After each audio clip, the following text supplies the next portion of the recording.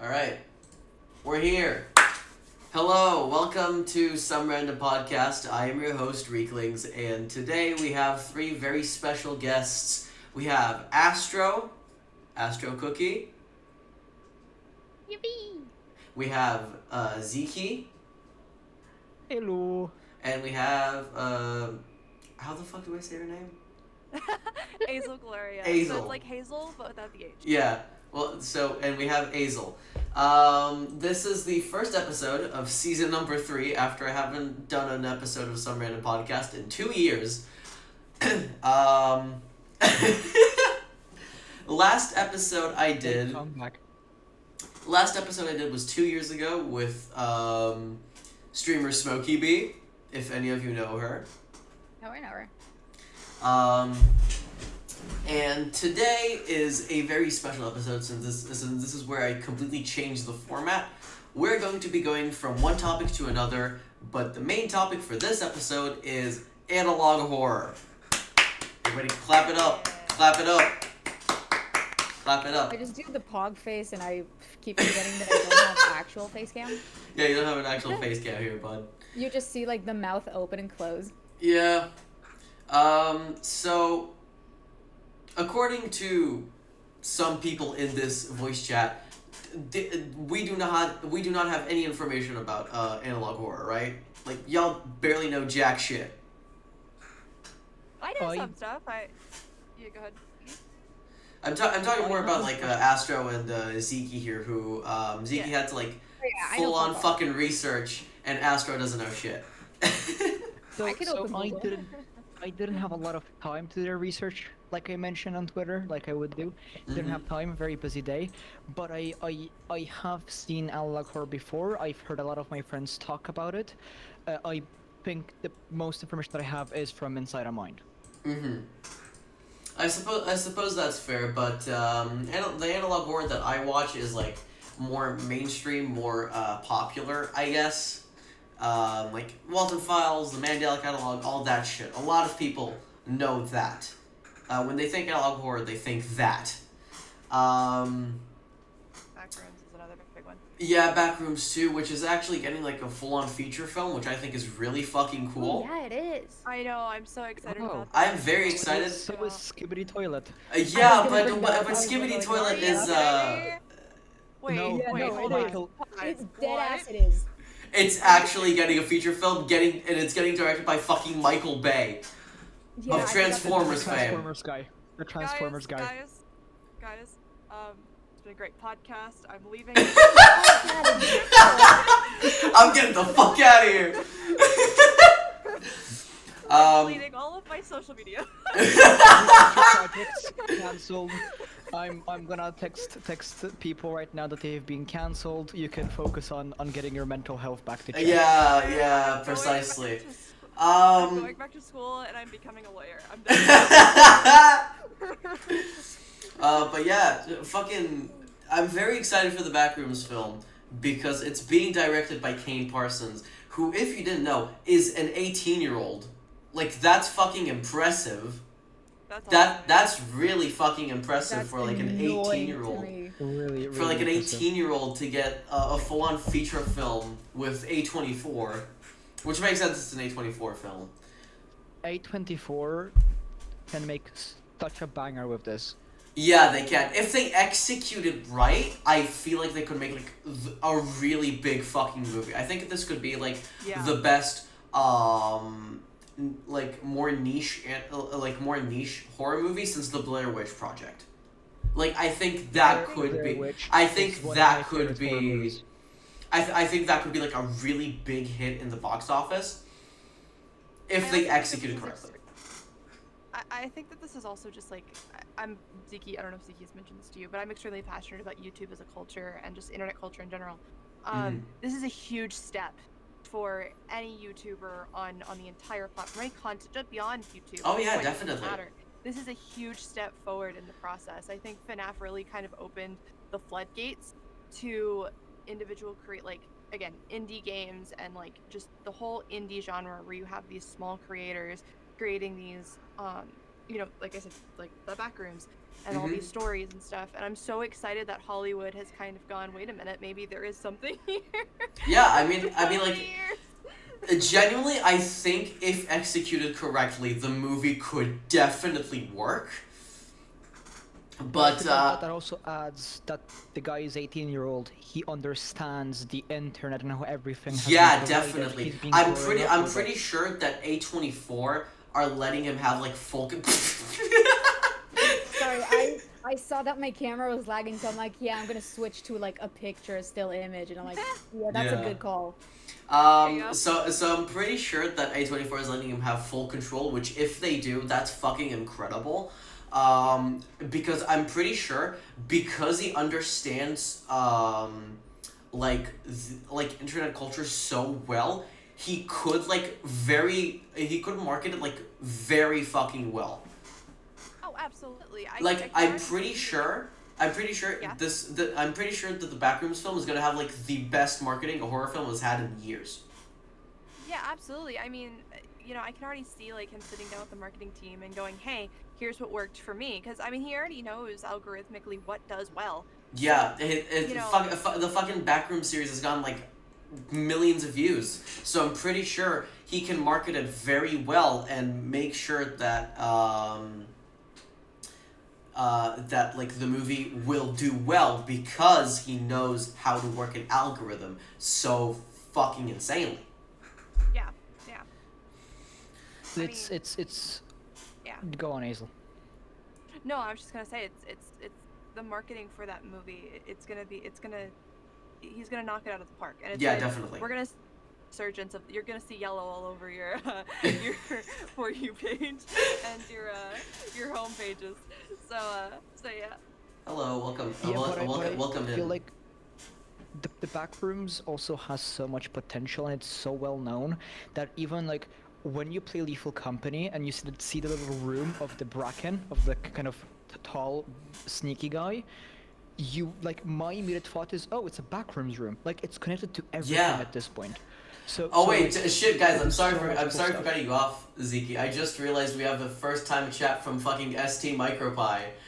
Welcome in, buddy. I haven't seen you in like a long time. Anyway, continue on. That was mostly it. That just Yeah. again, marketing can be so already well known that having a Backrooms movie, if well made, also A24, in my opinion, does a great job at tackling indie movies because that's what it's Absolutely. supposed to be. Having those indie movies being so great. There are a couple A24 horror movies, mostly men, that I was questioning. It had some great messaging, but the movie in itself sucked, and I feel traumatized. I personally think A24 can be very hit or miss. On one hand, they have Has-Been Hotel, they were the studio funding Has-Been Hotel. On the other hand, they have I'm not sure what it's even called. But I know Alex G is the one behind the soundtrack, and that movie sucks. One I thing didn't that know they what also It's called I Saw the TV Glow, oh, right? That Has-Been Hotel. Yeah, A24, I- I'm pretty sure nowadays is most associated with Has-Been Hotel, and for good reason. Shit, wait, they're behind a lot. Yeah, they're behind a I'm pretty lot sure of fucking haven't- films. They're haven't they behind also made Everything Everywhere All Yes, at they Once. did. Yes. Yeah, that's on the list here. Such a great movie. Yeah, that is a Wonderful movie. fantastic movie. They were also behind the remastering of one of my favorite concert films of all time, Talking Heads Stop Making Sense. I fucking love that. I don't know what that movie is. Yeah, It's no, a- me neither. Title It's is a very concert. It's a catchy. concert film that the Talking Heads did on their incredible tour for Speaking in Tongues. Everything Everywhere All at Once is a masterpiece. Agreed. It's one of the greatest movies ever made. Yes. I don't think I've ever watched it start to finish. Oh fuck you! Go I fuck watched- yourself. No, I think I missed like the first 20 minutes. Which I You- have done with other movies too. That's that. I should That's rewatch sad. it though. Okay, but you know what fucking analog horror is has the shittiest quality? I watched it today from start to finish and I was suffering throughout the entire thing. Urban Spook. I'm gonna tell you what the fuck urban spook is. It sounds like such a shitty name. Oh my god, it is so bad. It is Sounds so horrible. horribly bad. It is basically just built off of shock value. Like that's its whole thing. Basically, In which direction of shock, though? oh my god, it's like gruesome. It's like gruesome images, like the entire time. The entire time. So it's basically revolving around like a series of killings, and like with every single victim, there's like a different painting, and it's like fucking gruesome, but it's just to the point that it's embarrassing and not even like scary. I genuinely don't even know how to describe it. What if the victims had a painting and the painting's title was "Fuck Toy Corey"? Jesus Christ. And the fucking victim, according to the story, Twitch, this is not real. This is all imaginary content. Every correlation to real events is purely coincidental. Yeah, exactly. The fucking victim is an 11-year-old. Jesus Christ. And I what was the know! name of the title? That was the name? The title is "Fuck Toy Corey." Yeah, I think that's it. Oh, Jesus. Yeah, what a I think that's shitty the art guy. style, too. Yeah, it's fucking horrid. It's horrid. I hate it so much. I The love only how, like, analog everything- horror. Yeah, go on. The only analog horror that I could say has gotten everything right, in my opinion, is the Walton Files. Like, story-wise, pacing-wise, and it's like a very realistic concept, because let's take like the last two episodes for example. We know Felix, who's one of the founders of Bond's Burgers, the restaurant that the thing is centered around, basically. Like, he drove Jack Walton's kids to. Are you okay, Ziki? Your microphone quality just got so I much was also better thinking from that. one Holy to shit, the you other. got It was great. I turned it around. It was like this. It was facing like this, and now it's facing like this. Oh, buddy. Yeah, Hey, keep bud. it You like know how that. your But- mic works. But I'm just letting you know right now, when you face it the right way, it works. I don't know if you know this. I'm kidding. Listen, this fucking microphone sucks ass. I want to get a new one so bad, but I just don't have the money for it. Listen, That's That makes sense. it's good if you know how to use it. I would say for a mic, one, wait for the holidays. Two, shop online. It's always cheaper. True. Yeah.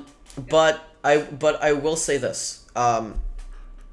So Jack Walton's kids, like his two youngest ones. We're gonna get to the oldest one in a second. So we know Felix drove his two youngest kids to a party.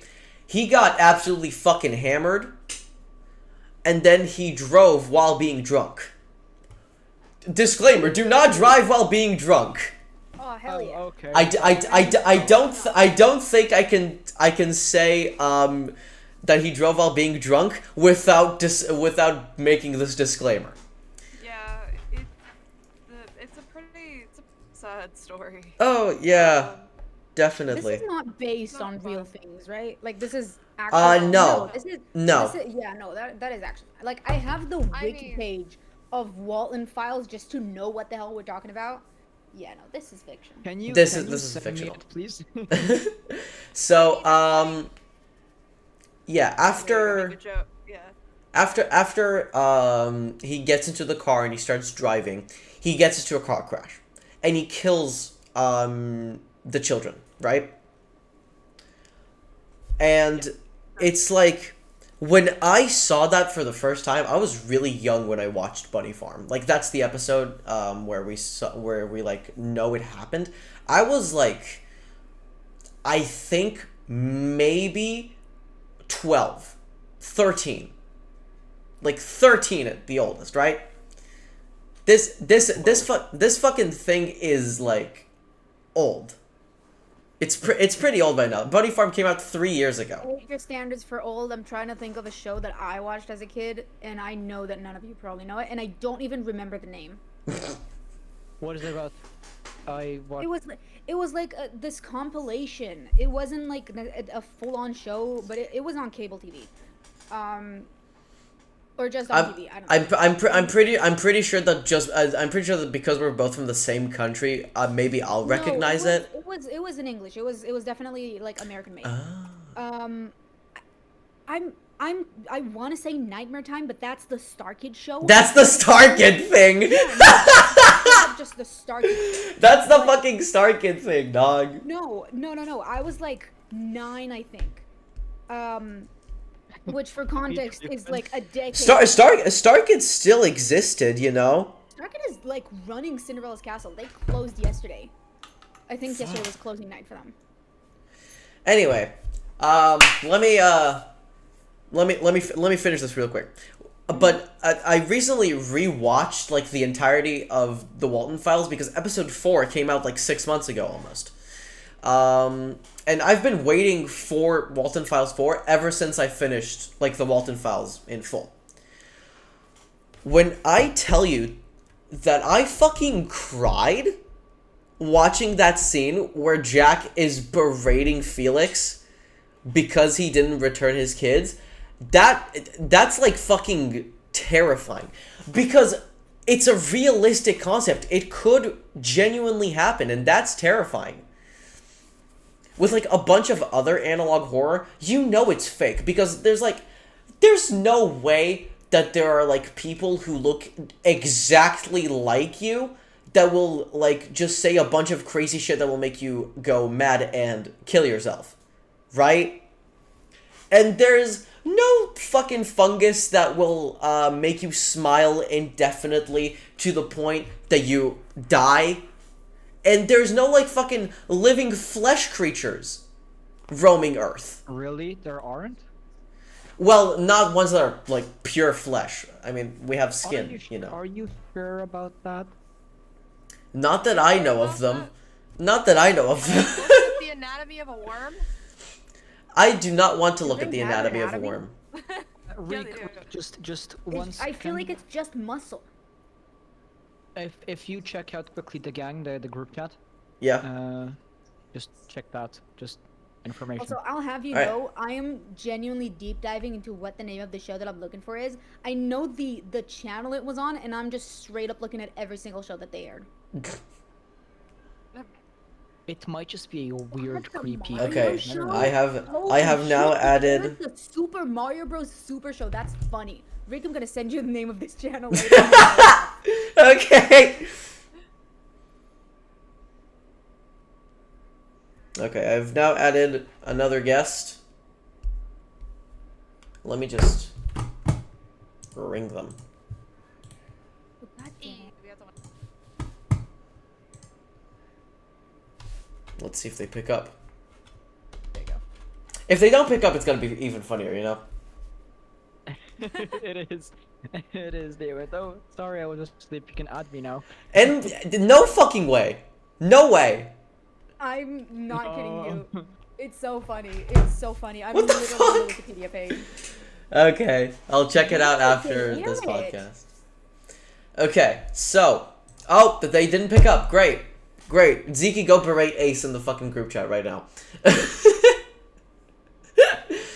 God. But yeah, that's like just my opinion on analog horror. Zeke, what did you watch today? I watched the first episode of the Mandela Catalog, but now I actually do you remember that I watched another analog horror, but I don't remember the name. I think it was called Gemini something. Gemini Home Entertainment. Fuck that. Gemini Home Entertainment. Gemini Home Not Entertainment is the entire thing. Yeah, that's fair. But you don't have to like really watch the entire thing to get it. It's like a show that you can watch out of order.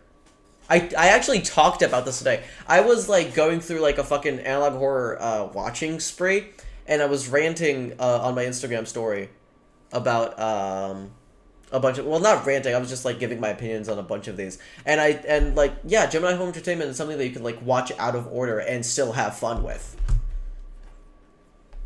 There's a lot of series that you could watch that you can just like watch out of order. Once I will just look right now inside of mind because I might have watched more. I just don't remember. Mm. I mean, I know you referenced it earlier, but my favorite analog horror is Vita Carnis. I think what they do production wise is extremely clever. Oh yeah, definitely. Like because they what I like about them, right, is that it's not just like PNGs or like 3D rendered animation, or like for example the Walton Files, which is literally paper puppets, but in a video game software. Like I love Vita Carnis because they use like a lot of practical props, and like you can like there's a level of like you could physically see it. It's not just like animated or a specific art style. And that's what I personally love about it. I also just think that like the story and what they have going on there. Me personally, is cool. I never really got attached to the story of Vita Carnis. I think that the story itself is a little bit weird, but it's just like my personal opinion. I think production-wise, it's fucking perfect. Like genuinely, it's one of like the best produced YouTube series I've watched in a while. But I think both the simplicity and the story of the Walton Files like personally bring me in more than Vita Cornis. There's also like Somnium Dreamviewer, which I recently got into, and I think it's really fucking good. It's like basically a story in an alternate universe where you can buy a device that lets you watch your dreams after you've woken up. And I think it's really, really cool. Really cool concept. Reminds me a bit of Elsewhere Society. That was supposed to be like, it was more of an ARG, I think, but they put out like a bunch of posters. Hey, do you want to be a part of this experiment where we kind of record your dreams? I don't remember exactly how it went, but it like apparently, obviously the company was evil or stuff like that. Someone stole some equipment as well, just a bunch of stuff like that. Yeah. That actually sounds pretty fucking cool for an ARG. One of my favorite personal ARGs is Cicada 3301. Has anybody heard of that? Classic. No. Classic. I love it so much. Okay, Astro. Is... Astro, you're gonna have to research this, but basically, Cicada is like are rabbit holes. They are, but fucking Cicada is like the best rabbit hole you could get into. I fucking love like reading about it and researching about it. Apparently, they were supposed to have like a third experiment, but that never like went into plan. That's Where cool. have I I didn't know been? that. What is this? Where have I been? That happened like 2015. Wait, you don't know Cicada, Hazel? No, I don't. How do I not know this? Hazel, when you watch it, trust me, you're gonna thank us that we introduced you to this, because I feel like you're gonna love it. Oh yeah, definitely. Person who's gonna be like just whoa. Yeah. Okay, let's move on to our next topic here. And By the way, I found the name of the show I was looking for. It's The Haunting Hour. I think I've heard of that. I don't remember when that aired. I actually didn't check. Okay, let's move When on I to saw that, I was like, "Holy shit, that's the name." But yeah, Let's- go on. Yeah, let's move on to our next topic here, which I want to like dive into well, because I'm a musician, this was probably obvious for you guys. Music memories. I want like for you to go on about like specific memories that you have with songs tied to them or something. That's a really cool topic. Yeah. I have a bunch, so I'm gonna shut up and let y'all do it first before I do. Well, as somebody who has done choir and band for 10 years of my life, I have a lot of musical memories. I'm trying to think. God. Wait, Azel, how old are you, if I can ask? I am 21. I am the oldest. Yeah, I'm not the oldest in this call. Yeah. A little over 1 month. Yeah. Oh wait, what'd you say, Astro? What'd you My say? birthday is like in a little over a month. Ah, okay. Okay. But yeah, like I said, I'd done choir and band for 10 years of my life, 10, 11 years, I can't remember. Anyway, um, there's a probably okay. Mm-hmm. Mr. Brightside by the Killers. This is gonna sound very hyper specific, but I get Mr. that. Brightside I also get by that. the Killers. There was a moment in time that I'll never forget. It was an after party for a musical that I was in, Mm-hmm. and um it was like this restaurant slash arcade kind of environment, and I'll never forget this moment because it was just the entire cast in the arcade. Just and it was only us because I mean I live in a pretty small town, so Mm-hmm. it was just us in the arcade, and we were running around, and it literally just looked like a music video of a bunch of teenagers running around an arcade, like just throwing things at each other because we were. I kid you not what it was. We were all just like I remember I actually have I still have the plushie that I got from that night. We nicknamed it Thy Alligator because it's a purple alligator. Anyway, but it was just a really cool moment because it was like it just I don't know how to describe it. It just felt like we were in a music video, and it just Yeah, the core Oh, I memories. get that. I get that. that sounds fucking awesome. Give me 1 second. I gotta go do something. Y'all can continue talking. All right. I can go. Um, the funniest thing is when you brought up like music memories, the first thing I thought of is one time I think I was having an anxiety attack or just in a bad mental state and listened to, and this is way too specific. It is oh, what's the song called? The Bad Guy from Storytime the Musical by Thomas Sanders. Which That's truly very specific. there's few songs that I just don't listen to because they put me just in a bad mental state, and it's this song that I haven't listened to in like multiple years. And then oh god, what's this song called? It's from Fun Home. That's another musical. Um, I'll find the name of that song eventually.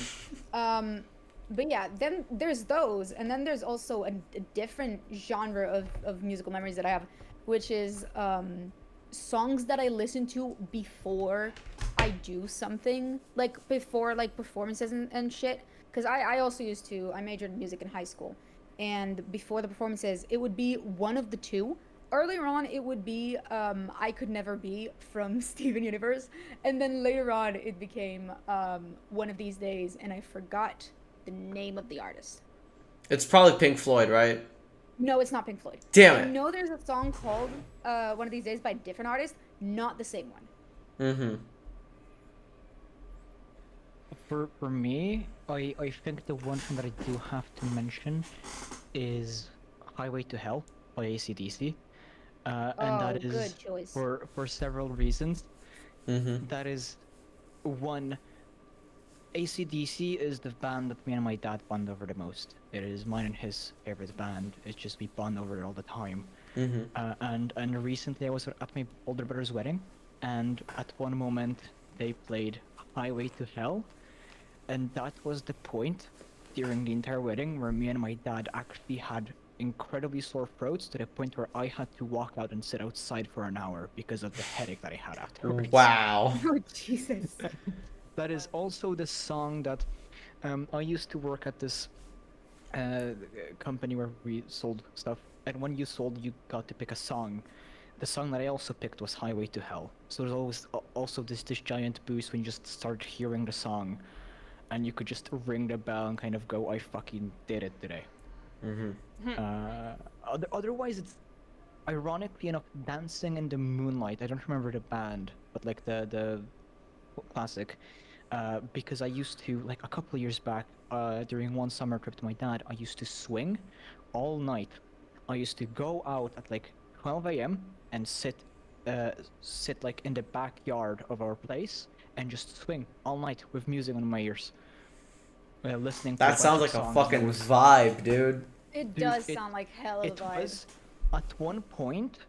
I was trying to contact Guinness World Records because I loved swinging so much that I was gonna try beat the record. I don't remember Oh, why I everyone didn't had that do that in face the end. at one point in their Yeah. life. Absolutely. Like, oh, I'm probably like the most at this. No, you're not. Not to be that guy, but someone has to humble you. No, you're not. For Oh, me no, I didn't personally, think I was the best at it. I was wanting to try it, but I didn't believe that That's I was fair. the best. yeah, that's fair. For me personally, I have a few, and I'm going to list those few. The first one is "Freaking Out the Neighborhood" by Mac DeMarco, and the reason why is because it was the first song that I ever performed with my band, and it was the last song that we performed at the last performance for this year with my band. Because we're going to have like a really big phase change as our drummer is moving to the United States for a year. Oh, Jesus. And we closed this chapter of our band with the first song that we ever played, and I think like that's like the greatest closing we could have chosen. If Micro is still in the chat and is still listening to this, he can be a witness for this because he was at that show.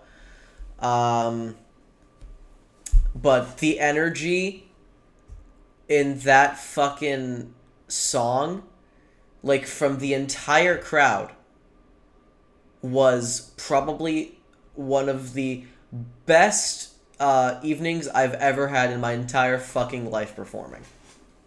Like, it was genuinely crazy. Having it tied together so much whilst having to kind of end that little chapter must have felt so good and like so bittersweet and so Yeah. sentimental. But seeing also the growth you probably did during that entire chapter, and seeing how many people were cheering and seeing it the first time and now the last time. Oh, must have been absolutely. Such a proud moment for you. Compared to the first time that we had ever performed that song, we were a much bigger band since we had to find a replacement drummer because our drummer wanted to sing with me, and our solo guitarist had a concussion, so I had to take over.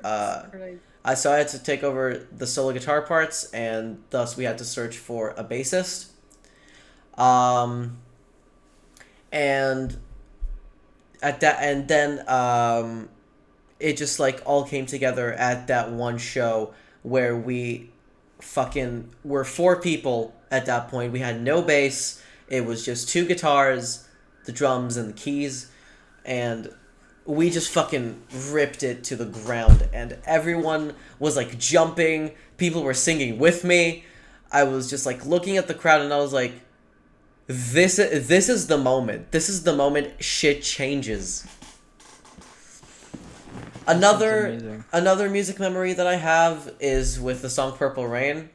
I remember sitting in the back of my dad's car. My dad is practically like the reason that I have the music taste that I do.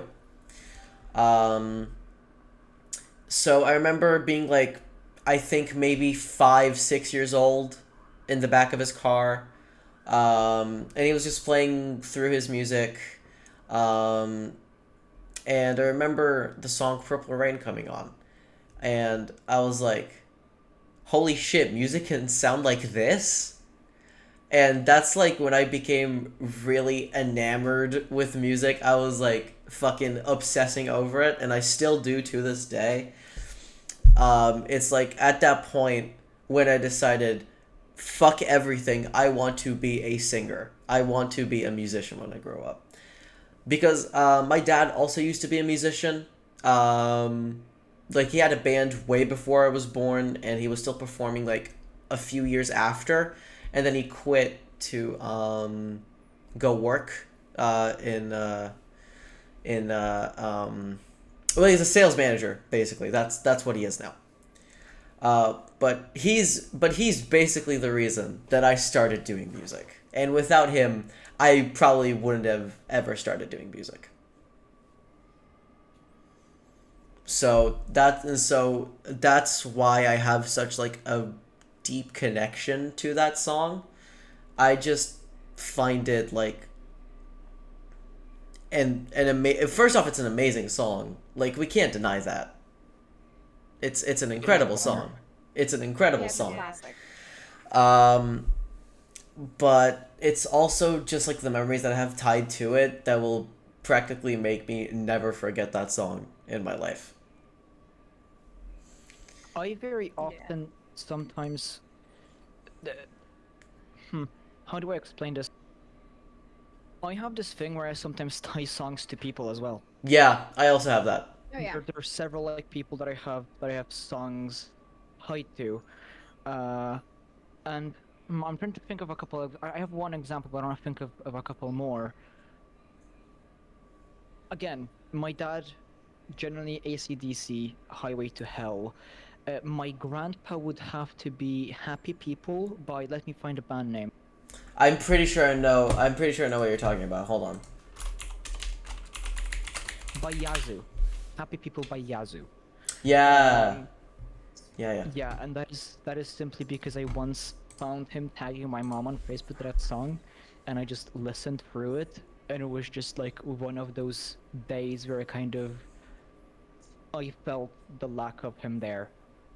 Because so much was going on, just the lack of him, and was like such a nice thing to kind of listen to something that he posted that I know he listened to for sure, and just feel that connection again. And then otherwise we have, I have, music for me is also a storytelling part. It's Oh, sometimes hard to tell absolutely. stories Yeah. with, Yeah, like, I mean that's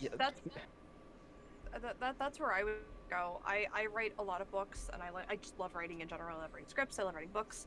I love writing characters, poems. Same with me. And for me, music has always been one of those things that, like, when I'm writing a story, I identify a song with a character. Like right now, Dude, I Zeke love and I character were- playlists. like right now, Zeke and I were making an SMP together, and we're having to write these like villages of characters, and I so far, like, for my main cast, I have like a playlist for each character. So when I need to write that character, I listen to that playlist, and those songs are associated with that specific character. Yeah. So yeah. Me personally, I find like when music really tells a story, like concept albums. I find concept albums so entrancing. Like, my personal favorite concept album is always going to be The Wall. Not because of how it sounds, not because of the lyrics, because of the story it tells.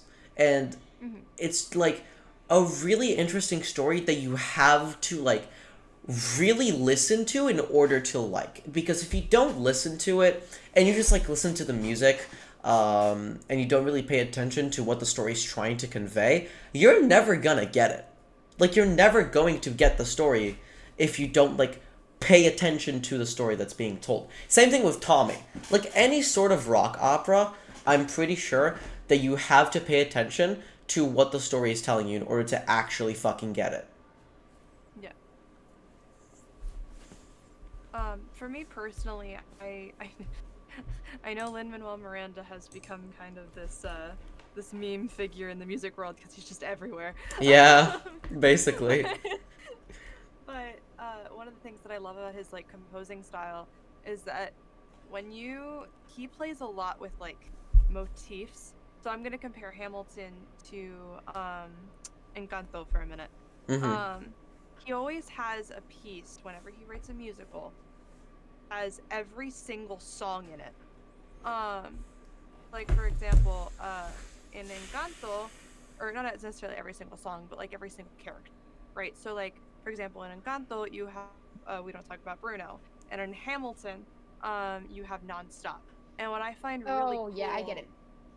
about his style is that the climax of his like musical storytelling is always like that big juicy number, and I think that's so like just impactful as a viewer and an audience member listening to his music. Yeah, I'm pretty sure that like a lot of Disney movies and musicals share a lot in common with their music, because there's always just that like one climactic song that is just like the peak of the entire soundtrack. right? Absolutely, but it's Yeah. definitely iconic for specifically Lin-Manuel Miranda, with Nonstop and with We Don't Talk About Bruno. And I'm gonna Yeah. add to this one, Blackout from In the Heights, because I watched the movie Yeah. recently. That they But it's all real- sort of like overlap. It's sort of like a medley of the other songs, and I think Right. very few other movies do that. Yeah, That's a lot. I like Lin-Manuel Miranda as much as he's like memed on, and it's like, oh my god, he's literally fucking He's everywhere. memed on because he has a picture of him biting his lip, and he has a picture of him where he looks like he shat his pants. But he's a very talented musician. Oh, absolutely. If I may add, Yeah. since we're talking Lin-Manuel, I have to say that like in Hamilton, I loved how crap. I lost my train of thought. Never mind. I'll come back to it. How good, I man. watched the pro shot of Hamilton recently. It's so good. Me personally, I would like to say that Hamilton, out of the musicals that I've watched, is my least favorite. Go on, I Ziki. can Really? understand Why? that. I think Well, it's I because mean, there's yeah. not a lot to it besides the songs. It's just straight up the songs and nothing else. Yeah, There's no precisely. text that's Let's happening. let Ziki speak for a second, Oh, sorry. and I'll come back to. One, Hamilton. I understand. I do understand why it can be the least favorite. For me, it was my first musical, like proper musical that I watched. Yeah. And Oh, for a lot of people, so I I assume. have memories with it. Yeah. Guns and Ships and Yorktown. I loved those, and I loved how they kind of connected to each other and stuff like that. I felt like they had some really kind of great things, and connected kind of to the beginning of the story as well, of him getting to know all of these people and them coming back with their own little roles during the entire thing, which is what happened in the war. But I enjoyed it. Yeah, that's Oh fair. yeah, those are Me personally, my first musical that I've ever watched was Mamma Mia, and I went to like see it physically. Oh hell yeah. Jealous. I went to first see one- I went to see Mamma Mia in real life, and that was like my first ever musical experience, and I fucking loved it so much. And then I watched. Oh, there we go! Fucking finally! Oh my god, I just had a fucking heart attack. Hi. But yeah, after like watching Mamma Mia, when I watched Hamilton, I was like, this is fine. I have Well, the thing never about- watched Hamilton. I think it's interesting you should say that because Mamma Mia, I mean, don't get me wrong, Mamma Mia's an amazing musical, and it is one of my favorites. But it is like But, like, jukebox. It's a jukebox musical, so I mean, I like it. I mean, like there's a new jukebox musical that came out recently. It's called & Juliet. That's also very. You have to. It's one of those musicals that you can't. You have to go see it. You can't just listen to the soundtrack because if you listen to the soundtrack, it's just a bunch of pop songs. Mm-hmm. Yeah. But it's so good and it's so funny. The story follows Anne Hathaway, Shakespeare's wife, and she goes up to her husband and she goes, so let's talk about Romeo and Juliet, right? And Shakespeare, her husband, goes, okay, well, got it. And she goes, I think at the moment, or I think the end of your play should be the start. So what the whole musical follows. Yeah, so what the whole musical follows is and she says, and I don't Juliet, for lack of a better term for internet safety. You're cutting off. Yeah, you're cutting out a little bit. Oh, hello? Oh, Okay. Can you hear me now? Yeah, we can hear you. Yeah. Yeah. So what Hathaway, his wife, does is she says, instead of having Juliet, off herself, how about that's where the story starts. You open it with the end. And you see and then it's supposed to be very reflective of what actually historically happened between Anne Hathaway and Shakespeare, what their relationship was like. But it's really cool and it's very comedic the way that they go about telling that story. My personal favorite musical always will be Nerdy Prudes Must Die, just because of how fucking absurd it is. It's so fucking stupid. I love it. It's so stupid. My favorite musical that I've seen live physically, always fucking Phantom of the Opera. Always will be. So for me, yeah, absolutely. I think I've only watched one musical live, and it was Annie. It was really good. It was a very good production. But the first musical that I watched was a shitty like YouTube slime tutorial of Heather's. And what an experience. Ace, what are your pronouns, please? Any. Okay, cool. I will, bro. I will say, I've watched. If you count school musicals, then I've watched 2. But if you don't count them, then I've watched 1. But here's the thing: it wasn't. It's like it was a new thing, and it was one of the first things that came. One of the first shows that came on, and it was basically them trying to get it onto the like Broadway type thing. But it's not like a big thing yet, essentially. But it was, yeah, it was very good, and it was called The Scarlet Letter. It's based on the book. Yes. Oh, yeah, I know the name. When I say there is a scene where the main character is kissed by one of the people who has been tormenting her the entire time. It was so gay. What the I'm so Everybody confused. gasped audibly. I'm so confused. Musicals are kind of fruity. I feel like that's like an understatement in 2024. My friend is taking acting classes, and I think they did Spring Awakening, and he's a trans man, and he does drag, and he promises me that he's not gay, but then he talks about how in his role he had to kiss a man. A trans man and who's that's not really gay funny. does not make sense, Astro. It really doesn't. Listen, I'm not gonna. That's his own argument to make. For me to laugh at furiously. Okay, let's move on fiercely to the next topic, please. Uh-oh. We're not. We're. I will say though, I have to mention if we're drifting off from the topic of musicals, I just want to mention that autism. I get hyperfixated on musicals every now and Oh, then. absolutely. And so around I May and love June autism. of last year, I love autism. In May and June love of last snails. year, I was on repeat listening to like the first 4 or 5 songs from Amelie the musical, and I still do listen to them sometimes.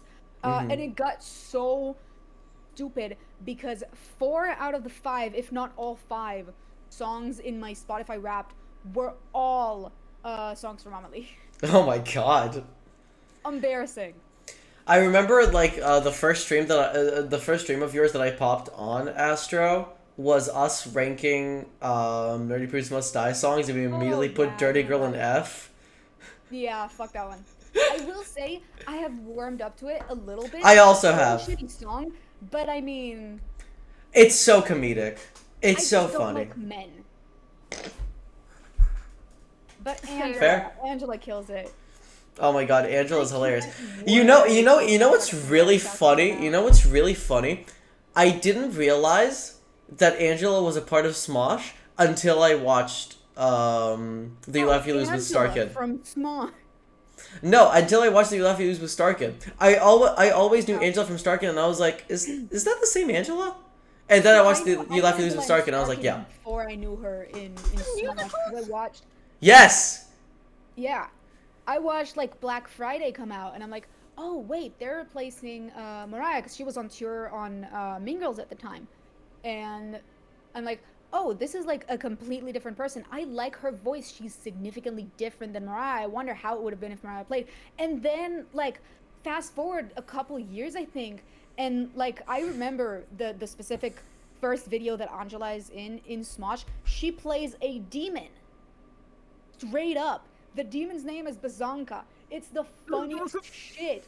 I go in and like, holy Bazanka. shit, that's Angela from Star Kid. And then It's fucking funny. It's really funny. A bunch of fucking Star Kid actors appeared on so many TV shows. It's crazy. oh yeah, they did. Yeah, they absolutely did. It's crazy. It's wild. Very recently, Kurt Mega and James Tolbert were on one of the late night shows. Right. They were doing a recap of like the Marvel thingy, and so James Holbert was dressed as Black Panther and Kurt was dressed as Captain America. That's fucking wild. Kurt made a reel about it on Instagram. You can watch it. It's super cool. Okay, swiftly on to the next topic. Who here has watched Deadpool and Wolverine yet? Wait, I haven't. I was gonna say my brother went to watch it haven't. yesterday. I am avoiding spoilers like the goddamn plague. Am I the only one who's watched it? Is Zeke's internet fucking up again? Zeke's internet is indeed fucking up again. Oh, My mom has banned yeah. me from watching Deadpool movies. that's her loss. L. Absolute L. Yeah. That is just like a literal skill issue, my guy. Yeah, I watched very recently, like the past few weeks, I watched Deadpool 1 and 2 just to get caught up. It is so funny, and I have to say, there is nothing I love more in the movie industry than lead actors that produce their own movies. Yeah. Like, produce the movies that they act in, which is Apologies, Ryan my Reynolds is Wi-Fi the top of that list. Yeah, fucking the fact that Deadpool is being produced and directed by Ryan. Well, it's not really being directed by Ryan. Are we Yeah, you're talking back. about Deadpool? Yeah, we're talking about Deadpool and Wolverine. But keep it spoiler free, please. Keep it spoiler free. Exactly. Spoiler free. But Yeah. oh man, I love that movie so much. It's so good. when I went to watch it like the day that it came out, and it was the funniest shit I've I seen love watching in a movies on while. release day, specifically Marvel. I always say this. I watched Spider-Man No Way Home. I think on release day, and it was like I also did. 7 p.m. midnight. And I remember people were just Wait, what theater were you in? What theater were you in? the one in my city. You should know the one. I'm pretty sure I went to that same theater. That would be really funny. If That would have been really fucking that would be really hilarious. funny. That would have been Did really. people cheer whenever Zendaya came on? Yes. That's so fucking. That's that's wild. So funny. That's crazy. I mean, My I mom think, went So funny. That's crazy. I think my biggest cheer during No Way Home was Matt Murdock. Fair. That has to have been My like biggest cheer was when I went to fucking watch the new Dragon Ball Z movie. Yeah. Not Dragon Ball Z, Dragon Ball Super movie. I went to watch it like I went to watch it like on the day that it came out. We were trying to break like a Guinness World Record too. It failed, but it was like 2 years ago. I went with my cousin and with my brother, and I remember just sitting there. It was like us three and another like 1,000-ish people, and the moment we saw like. I'm pretty sure it was Beast Gohan. I'm pretty sure like the entire fucking theater was cheering. Everybody stood up too. It was hilarious. That's so funny. That was the funniest shit I've ever seen in my entire goddamn life. I love Ironically- people making an absolute like over-exaggerated cheering scene out of Right? relatively mundane things. Right? I mean, what I think is just it's the fans coming together that they've been waiting for something for so long, and Absolutely, it's yeah. revealed and connected to the bigger picture. That's how I see it with Marvel. But that's also like the biggest cheer experience that I've actually had, except of No Way Home, and that's for Wolverine because I can't spoil that, was the FNAF movie. Oh, yeah, man. Fair. that FNAF movie. Great. I mean, like the FNAF movie. I'll never forget being in that theater when like Matt Pat came on screen, when Corey Kenshin came on screen, when those YouTubers I made keep those forgetting the appearances. Matt Fat is in the FNAF movie. Like when they made, like, I'll never forget. So there was a girl sitting. I had no idea who she was, but there was a girl sitting in front of me who Matt Pat's first line in FNAF movie is, "Hey, welcome to Sparky's." And the girl because Matt had made this whole big deal. Matt Pat had made this whole big deal about, he wasn't in the FNAF movie and that he was super upset about it and like he didn't invite, like that's what he'd been saying for months. What in the industry they call an And NDA. Pretty much. And then I'll never forget that there was a girl sitting in front of me and she goes, that guy kind of sounds like Matt. And then he appears on screen. That's so funny. The entire theater goes nuts. And this girl in front of me goes, that fucking liar! Bitch. It's iconic. Hilarious. Done. And it was awesome. And then like That's there was fucking another moment, like at the credits, it's the Living Tombstones Five Nights at Freddy's song, right? Mm. And then Oh, when yeah. once again everybody cheered, and I'll never forget this moment because it was so impactful to me because like you said, Ziki, it's just this intense fandom love for this series, Yeah. right? Yeah, no, the Yeah. I'll never fandom forget of this FNAF moment is crazy. where I'll never forget this moment where once the song starts playing and once everybody calmed down, we all were like turning to each other and we were theorizing, and it was really cool because this room of complete strangers were suddenly like best friends. Yeah, that's funny. Fandoms do And that too. I actually, I went with my dad to see the movie, and my dad turned to me and he goes, "Y'all are crazy." And I was like, "What do you mean you're crazy?" And he goes, "I've never been in a room full of people where suddenly you're just talking about something you like that. And you're all just talking Oh, to each other. honey. Have you never been to a convention? Have you ever been autist? I watched the FNAF movie as well in theaters, and my mom came with us and my little brother. The entire time, both my mom and my brother were making fun of the fact that I got scared at the jump scares. You got scared? There Yes, were jump scares. I'm a scaredy cat. The balloon boy jump scares were horrible. Balloon I Boy. hated them. Balloon Bell was funny as fuck. And almost screamed, okay? And I yelled audibly when Matt Pat came on screen. I was like, Yeah. my mom yeah. patted me and said, shh. I was fortunate enough to only go see it with friends. It was the funniest shit ever. I saw it with a friend that I know since kindergarten, and we've been both in a FNAF phase, and he fully rolled out of it, so he was asking me these things, and I was just, I can tell you about this, I know some shit. Like, even, I'm not as deep as, like, Azel is into the lore anymore. I jumped out of it, like, once the Silver One's books came out, because I just didn't want them to get spoiled. Yeah. They want to have those books spoiled for me. Still haven't read them, I gotta read them. But I still knew enough and comprehend enough to be able to kind of tell him what's going on, and then he was just, I don't get why people are so excited. Jesus Christ, Ace. What the fuck? It was Halloween evening, and just walking out of the cinema, yapping to him about everything was just beautiful. To see FNAF on Halloween Eve was Y'all got to see it on fucking Halloween Eve. We didn't get to see it on Halloween Eve. Ours was delayed, bro. Oh yeah, it was like early November, wasn't it? Yeah. Well, mid-November. Oh shit. But if I just may also to come back a little bit to something that Reek will understand, I won't. It's gonna be about Deadpool and Wolverine, but I'm not gonna spoil anything. Mm-hmm.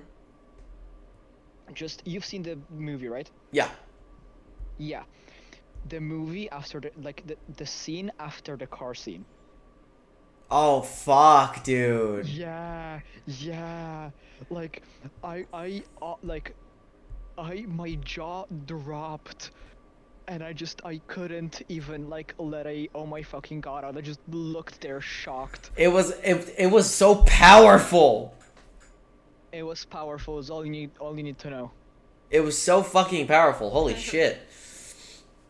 I'll say also, speaking of Deadpool and Wolverine, and this is not about the movie, did you see the Funko Pops? Yes, I want one so bad. So for those that don't know, they released a couple of them, like different versions of Deadpool, different versions of Wolverine, and then there's one that I want because it's just so fucking funny, which is Lady Deadpool, and it's bedazzled.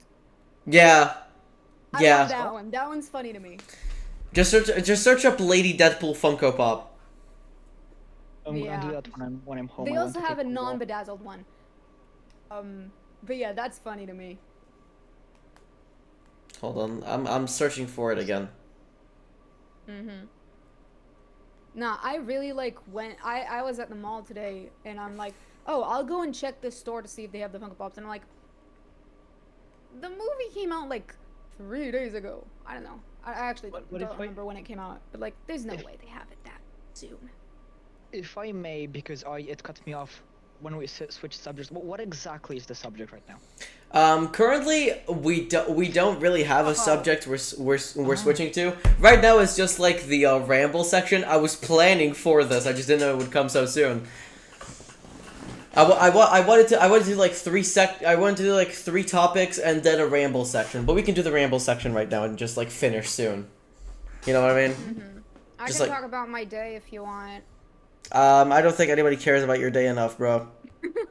No, I've had such a weird week though. It's crazy. Yeah, go on. I'm pretty So sure I your thought- week was weirder. I'm pretty sure my week was weirder than yours. It's possible. Mine was just really weird, like odd. So it started Saturday because one of the medications that I took on Friday made my blood sugar like crazy low. I remember that. Oh, Zeke left. Yeah. So I was like all of Saturday, and I mean all of Saturday, starting 10 a.m. up until the night. I was feeling like shit, and I couldn't put food in my stomach just because I was not hungry. And then I'm the type of person who's really like genuinely scared of throwing up, and this is a condition, and I don't know if I have it, but there is a condition of like a severe fear of throwing up. And I was so scared, and I remember like, oh, I'm gonna try to like take sleep meds. I'm gonna try to go to bed. I went into bed at midnight. I laid in bed for an hour, sweating my dick and balls off. And then I ended up Your non-existent ones, by the way. yeah, my non-existent dick and balls. Just laying in bed sweating for a whole hour. I hated every second of it. Fair. But then I did end up unfortunately throwing up. Luckily making very minimal mess, which is always great. And proceeded to not go to sleep for the rest of the night. I think I went to sleep at like 6 a.m. And because it was Sunday and I had to go to work on Sunday, I ended up just texting my mom at like 5 in the morning. I text my mom and I'm like, hey, so I'm still awake. Please text my boss and tell her that I'm not showing up today. Because I wanted nothing more than to go to bed. I was so tired. That's so and I fair. continued to be tired for all of Sunday. That's so And then- fair. I'm just gonna fast forward the shit show that was the rest of that week and just fast forward to today. I have been off of it today. I don't know why. I obviously given the events of the weekend, I wanted to get a doctor's appointment. And so I called the doctor and I'm like, hey man, I wanna get an appointment. They're like, okay, you can come tomorrow at 5:30. And I'm like, okay. I hang up the call. I look in my calendar. Fuck, I have a nail tech appointment between 5 and 6 on Thursday. So I text my nail tech and I'm like, hey man, can we reschedule? Because I have a doctor's appointment. And she's like, oh yeah, you can come at 3. And I immediately answer her, okay, I might be a little bit late because I finish work at 2:30. And she says that's absolutely fine. And then fast forward to the end of the day, my dumbass forgets that both those appointments are for tomorrow and not today. I go out, I take the wrong bus.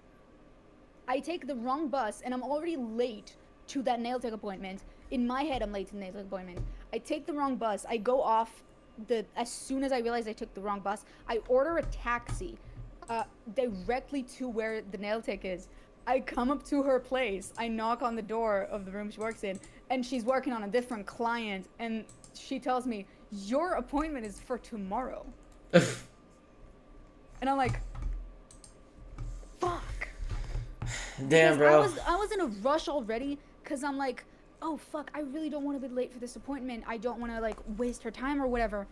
And so I skipped on like getting lunch somewhere at the mall. I missed out. Well, I didn't miss out on. I did have shoes that I needed to get returned or like exchanged, and they didn't have my size in that color. So I just brought those shoes with me for fucking nothing. So tomorrow will probably be a similar experience of today in that sort of urgency to get to the nail tech, and hopefully I can get my nails done properly. Hopefully. I broke a nail over the weekend. I can. Imagine. Yeah, go on, Ace. Imagine you get there and then she says, "Oh yeah, it's actually tomorrow." And that just Fucking Groundhog's Day loop, dog. No, the good thing for me is she does not work on Fridays. So if it's not tomorrow, I'll just cry. No, please, my nails are breaking. I really need a nail tech. I want my nails to be black again. I think I can summarize my last 2 weeks with one quote that I made today. Mm-hmm. Calling IRS on Friday. Hell yeah. This past fucking week has just been streamers for cancer for 2 days and then sleeping for 2 days. Honestly, yeah. That's how it's been. That's just how my week's been. I'm also gonna say my last 24 hours have been very interesting, and that's all I'll say. But they've been. Go on. Mine have just been the Streamers Against Cancer therapy, a test that I failed for my permit. Hell no. Just and then just nothing, just sitting and looking at the ceiling, like, or sleeping, like. So literally fucking. I felt that. I have been zoning out a lot. Yeah, fucking Sunday and Monday has been Streamers Against Cancer. That's literally what I did. Whilst we're on the subject, I think that this is a great thing to mention because Astro, you were there as well, right? I was watching. Yeah, they were watching. I was not part of it. I just want to say, incredible job that everyone did. Absolutely. Yeah, we did a fucking incredible job.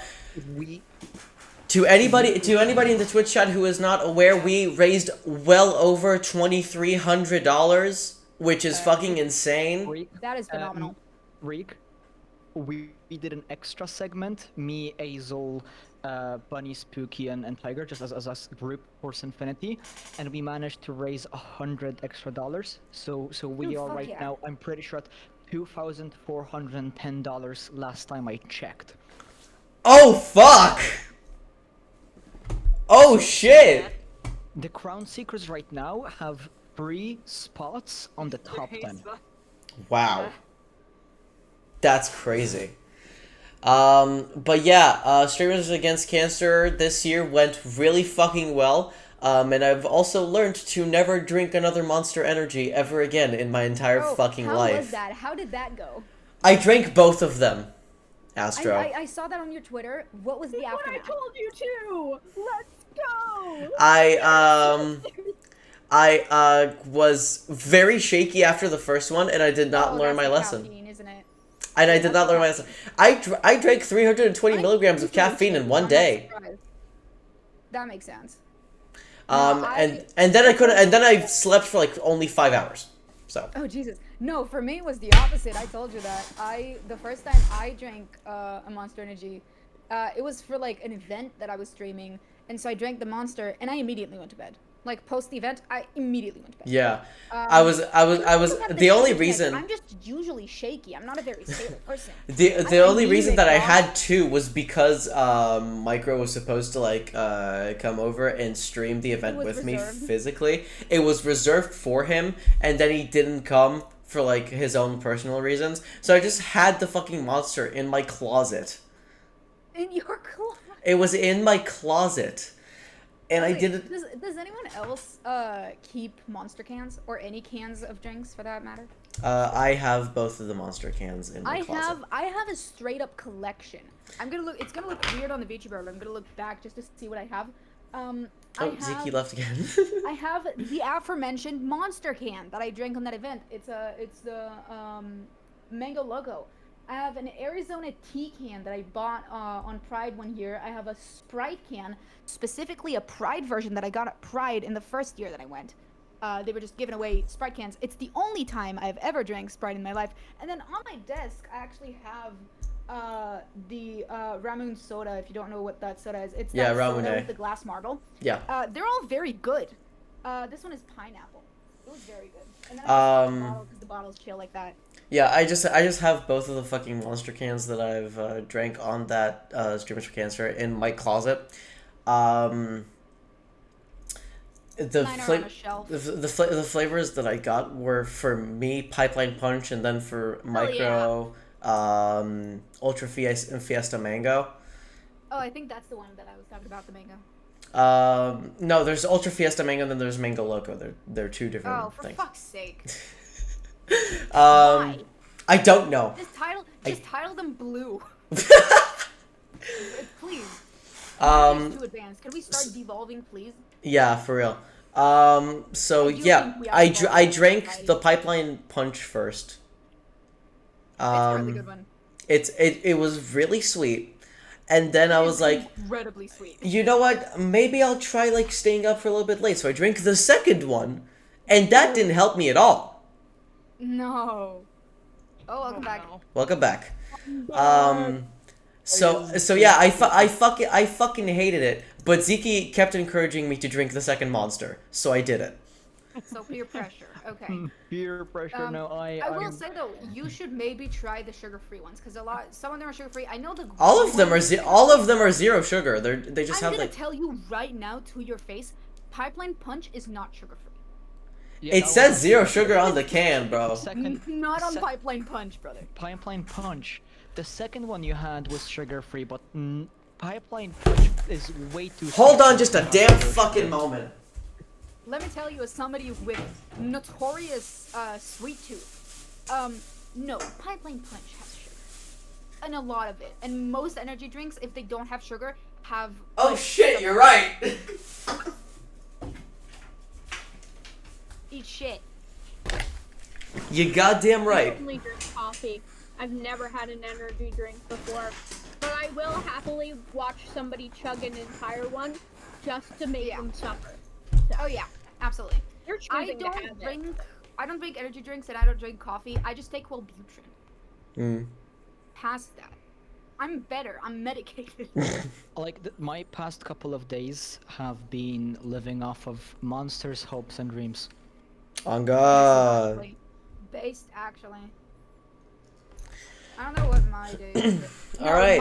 My recent days have been fueled specifically by Cookie Run Kingdom's Error Busters game mode. Dude. What? They have a very new specific. game mode? I haven't touched No, that they game in they a brought year. they brought Error Busters back. That was a thing like a year ago, and they brought Okay. it back. That was my one request, and they did that. And that makes me happy. All right. I think this is where we can end this off. Today was a great episode. I would personally Good talk, say everyone. we did indeed have a great talk. I'm gonna rate someone. Guys, don't forget to jump off a bridge. Okay, let's not do that. Let's not do that. Oh no, Reek, if you need someone, I think I might have a certain someone that's streaming right now. Who's The streaming? person in the server is streaming. Yeah, exactly. Vamp is streaming right now, and I'm pretty sure he's making like a 15-hour stream where he's like playing. What is a their Zelda game, Twitch? randomizers. I can send you the link. Yeah, just send over the link so I can rate. Dude, I'm so Do it. past the concept of people doing 12-hour streams. I can't do that. I looked up my streams that I like co-stream to YouTube, and they're mostly 2 hours long. My ass is past the prime to do 12-hour streams. I want to get back there though. Yeah. All right. I feel like I've lost my Well, motivation chat. a bit. Thank you for tuning in to Summer Random Podcast Season 3, Episode 1. It has been a pleasure bringing this back. Thank you to the guests for popping on today. I really appreciate you guys. And I will see you all next episode. Bye-bye. Thank you, everyone. Bye. That was fucking